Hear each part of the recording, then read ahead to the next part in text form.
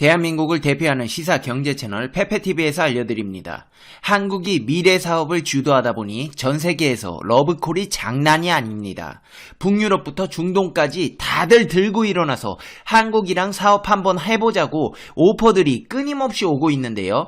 이는 영국도 예외가 될 수 없습니다. 영국은 적극적인 구애로 한국과의 협력을 꾀하고 있는데요. 이를 안이 꼽게 본 다른 나라들이 가만히 있을 리 없습니다. 하나의 중국을 외치며 전 세계의 머리 위에 올라서겠다는 중국이 막강한 자본력으로 영국에 침투하고 있습니다. 블랙시트에 따른 혼란으로 영국 경제와 산업 전반이 흔들리는 틈을 타서 중국 기업과 자본의 존재감이 커지고 있습니다. 중국은 막강한 자본을 쏟아붓다가 자기들 마음에 들지 않는 행동을 하는 나라에 투자를 중단하는 형태로 세계 시장을 잠식시키려 하고 있습니다.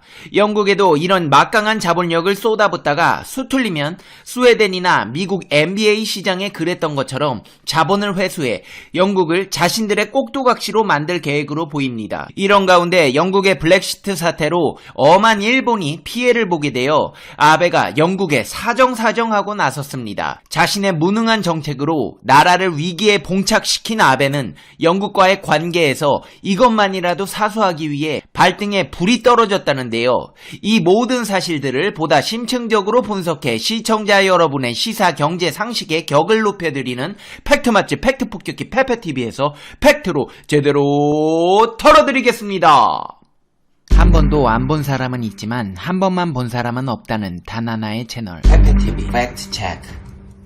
4차 산업 강국 대한민국과 인공지능 분야 협력을 원하는 영국 기업들의 러브콜이 빗발치고 있습니다. 이로 인해 한국과 영국을 잇는 AI 실크로드가 열릴 것이라는 기대감이 모락모락 피어오르고 있습니다. 최근 한국을 찾은 마이크 쇼트 박사는 한국 정부가 AI 산업에 대규모 투자를 단행한다며 영국과의 협력에 큰 기대감을 표했습니다. 영국도 4차 산업에 지대한 관심을 갖고 있습니다. 이는 영국 정부가 10억 파운드, 약 1조 5,200억 원을 AI와 빅데이터에 투자한다는 사실에서 알 수 있습니다. 영국 국제통상부 과학분야 수석고문인 마이크 쇼트 박사는 양국 대학을 시작으로 다양한 협업 사례가 나올 것이라고 예상했습니다. 그는 5G에 AI를 접목하면 사회적 혜택을 극대화할 수 있다고 진단했습니다. 영국 기업도 이 같은 바람으로 한국 정부 기업을 향해 손을 뻗습니다.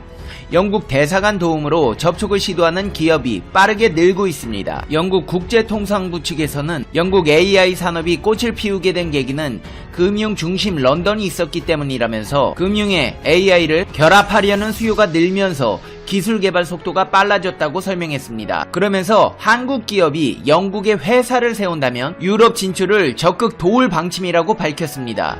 유럽은 금융에 더해 헬스케어, 기후 변화 분야 기업이 성장하는 데 필요한 시장 수요가 풍부하다고 진단하고 있습니다. 영국의 데이터 관리 회사는 이런 양국의 발전된 기술들로 협력하고자 하는 바람들은 이미 현실화되어 가고 있습니다. 영국의 데이터 관리 회사 KX는 국내 금융기업과 협업을 앞두고 있습니다. 금융거래를 시점별로 나눠 시각화, 시계열에 따른 데이터 변화를 한눈에 보여주는 기술을 보유했습니다. 데이터에 오류가 발생하면 곧바로 수정할 수도 있습니다. AI 클라우드 전문기업 아바네이드도 협력할 국내 은행을 찾습니다. 기존 은행을 디지털화, 카카오뱅크와 같은 혁신 금융 서비스에 맞대응할 경쟁력을 높여줄 목표입니다. 한국의 자체 데이터 센터를 구축할 계획입니다. 영국의 제조기업인 어터베리에서는 5G 기반 AI 무선 스마트 센서를 만듭니다. 건설이나 측량에 주로 쓰이고 온도, 습도, 압력 등을 실시간 측정합니다. 시설물에 부착하면 하자 보수 시점을 알려줍니다.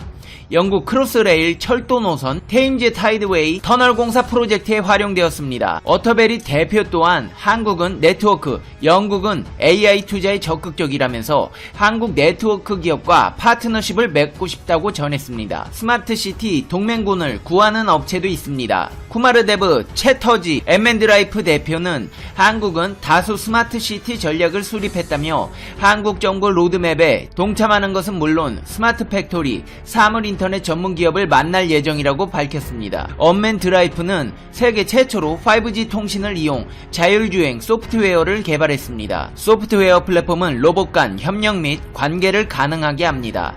스마트 시티가 본격화되면 주목받을 기술로 관측되고 있습니다. 그는 삼성, 현대차, SK텔레콤과 이미 접촉했다며 통신, 사물인터넷, 스마트시티 분야 협업이 가속화될 것이라고 밝혔습니다. 영국과 연합전선은 금융산업 전반으로 확대될 전망입니다. 영국 국제통상부는 국내 AI 산업 발전 전략에 대해서도 조언을 했습니다.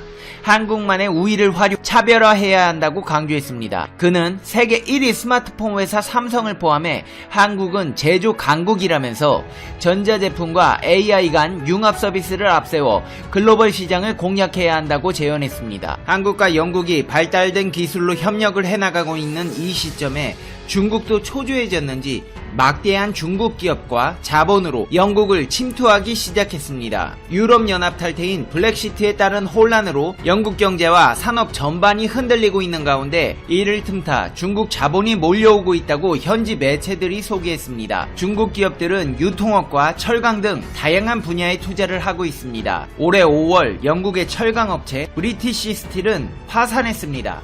파산한 철강업체 브리티시 스틸을 인수 대상으로 중국 징해그룹의 이름이 거론됐을 때 영국 언론 매체들은 4,000명의 직원 일자리가 보호된다고 보도했습니다. 영국의 과거 영광을 상징하는 기업이 중국에 구제받는 형태가 되었지만 현지 언론은 일자리가 지켜진 것만으로도 호의적인 반응을 보였습니다. 브리티시 스틸이 파산한 이유는 브렉시트 불확실성으로 수주가 줄어든 것이 주요 이유입니다. 터키에서 인수에 입후보했지만 협상이 결렬됐고 이를 틈타 나선 것이 바로 중국의 징해그룹입니다. 징해는 향후 10년간 12억 파운드 약 1조 8,142억 원을 투자한다는 계획을 제시하고 있습니다. 브렉시트 불확실성에 파산하고 중국에 먹혀버린 영국 기업은 또 있습니다. 단체 여행의 원조이자 철도 시간표로 유명하며 여행자 수표의 선구자로 알려진 178년 역사를 자랑하는 세계에서 가장 오래된 여행사 토머스 쿡입니다. 호텔과 항공사도 거느리고 있었지만 실적 악화로 9월에 파산해버렸습니다. 회사는 사라졌지만 브랜드는 최대 주주였던 중국 푸싱그룹에 넘어가 명맥을 이어가고 있습니다. 푸싱은 토마스 쿡의 상표와 도메인 이름, 소셜미디어 계정, 호텔, 카사쿡 브랜드 등을 1,100만 파운드에 인수했습니다. 푸싱은 유서 깊은 브랜드 인수를 통해 중국인의 해외여행을 더욱 성장시킬 것이라고 포부를 밝혔습니다. 이런 현상을 종합해봤을 때 영국이 브렉시트 혼란으로 제조업을 중심으로 기업 활동이 정체되자 징해와 푸싱 등 중국 기업이 이를 좋은 타이밍으로 보고 인수에 적극적으로 나선 것입니다. 이미 중국 기업 존재감은 이전부터 영국에서 적지 않았습니다. 대표적인 사례가 바로 통신 부문입니다. 영국 통신사들은 거의 전부 중국 통신장비 업체 화웨이 테크놀로지의 기지국을 쓰고 있습니다. 미국은 안보상의 우려를 이유로 동맹국들의 화웨이 배제를 요구하지만 영국은 아직 응하지 않고 있습니다. 영국 통신업계에서는 이미 사용하는 기기에서 분리하려면 비용이 들기 때문에 현실적이지 않다며 정부에 화웨이 제품을 배제하지 말 것을 요청하고 있다는 입장을 표명하고 있습니다. 화웨이가 만든 스마트폰도 영국 이동통신 대기업들이 취급하고 있습니다. 중국에게 잠식당한 영국의 사업 분야는 철강, 여행, 통신뿐만이 아닙니다. 분야를 가리지 않고 이미 많은 유통 소매 업체들도 영국을 방문하는 중국인 관광객 공략에 초점을 맞추고 있습니다. 중국인 단체 관광객이 버스로 와서 제품을 휩쓸어가는 현상이 런던 곳곳에 쇼핑센터에 벌어지자 쇼핑 편의를 위해 곳곳에는 중국어로 된 가격표까지 세워놨습니다. 한국의 사드 배치로 사실상 단체 관광 규제를 하고 있는 중국인들이 한국 대신 유럽, 미국 등 다양한 나라로 다변화되고 있고 중국의 공격적 투자가 글로벌화되면서 이제는 어느 나라도 중국 자본으로부터 자유롭다고 말하기 힘들어졌습니다. 이런 와중에 영국과 일본 정부가 브렉시트 후 조기 경제연대협정 협상에 돌입할 방침입니다. 일본은 EU와 맺은 관세 우대 조치를 맺고 있습니다. 그러나 영국이 EU를 탈퇴하면 일본은 영국에 대한 관세 감면 관련 효력을 2020년 말 상실하게 됩니다. 일본 정부는 브렉시트가 양국 무역에 미치는 영향을 최소한으로 줄이며 자동차 관세를 즉시 철폐하는 등 영국, 일본 EPA 수준을 넘는 무역 자유화를 영국 정부에 요구할 방침입니다. 한마디로 말하자면 영국에서 지금까지 일본이 팔아먹던 제품들에 세금을 싸게 해줬는데 브렉시트 탈퇴로 세금이 올라가게 생겼으니 그거 계속 유지하게 해달라고 사정하는 겁니다. 영국과 EU의 브렉시트 관련 협정안은 브렉시트 후 2020년 말까지 유예기간을 두고 있습니다. 그러나 2021년부터 영국과 일본 사이에 EU, 일본 EPA 발효 전 관세율이 적용될 전망입니다. 예를 들어 일본이 EU 영내로 수출하는 승용차의 관세는 EPI 발효에 따라 10%에서 8.8%까지 떨어졌습니다. 그러나 2021년부터는 영국에 수출하는 자동차에 다시 10%의 관세가 붙게 됩니다. 다수의 자동차 부품에 대한 관세도 3%에서 8%까지 상승하게 됩니다. 이에 따라 발등에 불이 떨어지게 된 일본은 어떻게든 세금 면제 받아보려고 새로운 협정을 상정해 2021년 중국이 현재 화들짝 놀란 상황입니다. 마스크를 쓰지 않은 채 중국 남부지방을 순회 중인 시진핑 국가주석이 연설 도중 심하게 기침을 하는 장면이 포착되었기 때문입니다. 시 주석은 14일 광동성 선전시 체나이 국제회의장에서 열린 선전특구 40주년 기념식에 참석해 연설을 했습니다. 시 주석은 52분에 걸쳐 6,300자 분량의 연설을 이어갔습니다. 중국 관영 매체들은 시 주석의 연설을 생방송으로 보도했습니다. 하지만 연설 시작 45분이 지났을 무렵 시 주석이 갑자기 연거푸 3차례 기침을 하면서 연설이 중단됐습니다. 시 주석은 기침을 누르려고 차를 마셨지만 1분 후 다시 연거푸 기침을 했습니다. 오른손 주먹으로 입을 막으며 기침을 하는 모습이 포착되기도 했습니다. 시 주석은 3분간 총 9번의 기침을 했고 연설은 4차례나 중단되었습니다. 연설을 생방송하던 중국 관영 CCTV는 중계 화면을 내빈석 쪽으로 돌렸습니다. 관련 소식을 홍콩의 주요 언론들이 긴급하게 전했습니다. 같은 날 대만의 언론도 이런 기사를 내보냈습니다. 시 주석이 격렬하게 기침을 했고 물을 마시기 위해 연설을 자주 멈췄다. 신종 코로나 바이러스 감염증 감염 의심설이 돌고 있는 상황이다. 미국에서 활동하는 일부 반중 매체들도 시 주석이 심하게 기침했고 연설 후반부에는 원고를 읽는 속도가 느려졌다며 시 주석의 건강 이상설과 관련한 보도를 내보냈습니다. 시 주석은 지난 9월 베이징에서 열린 코로나 방역 공로자 훈장 수여식 당시에도 9,808자 원고를 74분간 읽었습니다. 분당 132자 속도로 읽었다고 합니다. 반면 이날은 6,385자로 다소 적은 분량을 읽었는데 52분간 읽었습니다. 분당 122자 수준이었다고 합니다. 이날 참가자들은 대부분 마스크를 썼지만 시 주석과 연단 위에 있는 고위 인사들은 마스크를 쓰지 않았습니다. 시 주석은 연설 전 마스크를 하지 않은 참석자들과 기념 촬영을 하기도 했습니다. 현재 중국은 코로나 신규 환자가 전혀 늘지 않고 있습니다. 과연 사실일까요? 물론 전혀 사실이 아닙니다. 중국의 통계가 엉터리라는 건 이미 객관적으로 밝혀지고 있습니다. 중국에서 해외로 나간 사람들이 공항 등 검역 과정에서 잇따라 코로나19 확진 판정을 받고 있기 때문입니다. 중국은 이미 초토화된 상황일 겁니다. 시 주석은 지난달 직접 나서 코로나와의 인민전쟁 승리 혹은 코로나 종식을 공식적으로 선언했습니다. 그런데 이 모든 것이 부풀리기라는 게 증명되고 있는 셈입니다. 15일 대만 중앙통신은 최근 중국에서 돌아온 자국의 40대 남성 기업인이 확진 판정을 받았다고 밝혔습니다. 이 남성은 올해 2월 장수성에 갔다가 10월 11일 휴가차 대만에 들어왔는데 입국 당시 이미 기침과 콧물 등의 증상을 보였습니다. 결국 대만 보건당국이 검사를 실시했고 양성으로 나왔습니다. 한국에서도 중국인들이 검역 과정에서 확진 판정을 받고 있습니다. 중국은 지난 8월 16일부터 거의 2달 동안 중국 내 코로나 감염이 없다고 발표했습니다. 하지만 같은 기간 중국에서 한국으로 온 중국인과 한국인 총 6명이 확진 판정을 받았습니다. 중국은 해외에서 확진 판정을 받은 사람에 대해서 중국 내 생활 사실을 공개하지 않고 있습니다. 대만이나 한국 등과 정보 교류도 제대로 이루어지지 않은 것으로 알려졌습니다. 네, 사실을 덮기에만 급급해 있는 것이죠.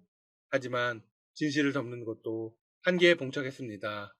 코로나19 확산 논란이 커지면서 중국 당국은 다시 방역 통제를 강화하기 시작했습니다. 수도 베이징에서는 지방 방문자의 신고 의무를 다시 강조했습니다. 중국 내 최대 에어쇼로 당초 11월 중순에 열 계획이었던 주하이 에어쇼도 연기했습니다.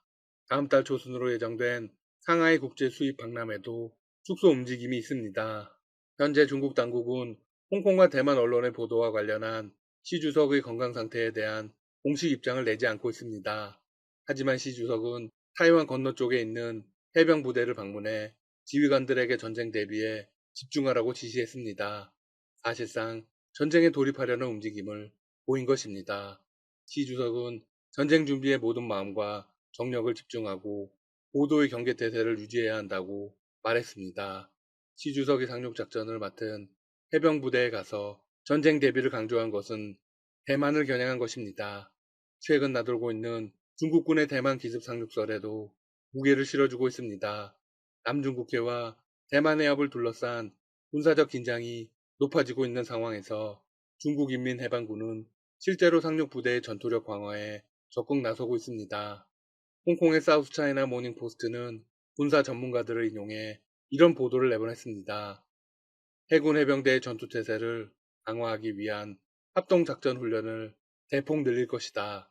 시 주석은 해병대를 방문해 인민해방군의 현대화 추진에 맞춰 해병대 역시 목표를 강화할 필요가 있다고 주문했습니다. 중국 해병대는 시 주석의 집권 이후 대규모 군대 개혁에도 불구하고 인민해방군 가운데 지속적으로 확대된 유일한 부분입니다.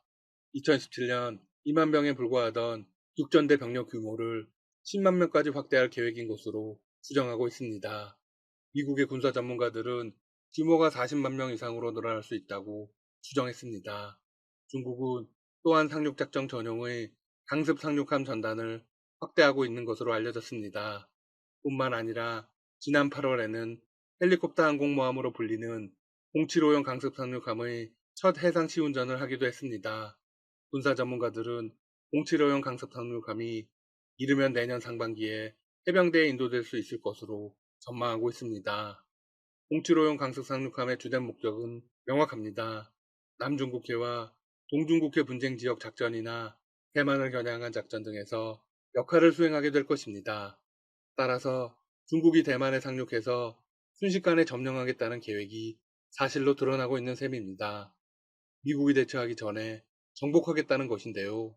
과연 이 작전이 가능할까요? 물론 많은 군사 전문가들이 부정적인 입장입니다.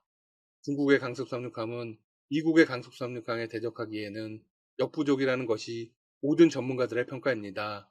중국의 모든 강습 상륙함은 미 해병대와 와스프급 강습 상륙함에 미치지 못한다. 왜냐하면 와스프급 강습 상륙함은 F-35B 스텔스기를 탑재할 수 있지만 중국은 여전히 강습 상륙함에 탑재할 스텔스 헬리콥터도 개발하지 못한 상태이기 때문이다. 게다가 작전 수행 능력도 차이가 많이 납니다. 군사 전문가는 이어서 이렇게 덧붙였습니다. 전시와 평시의 임무가 확대됨에 따라 해병대에 대한 요구가 늘어나고 있다.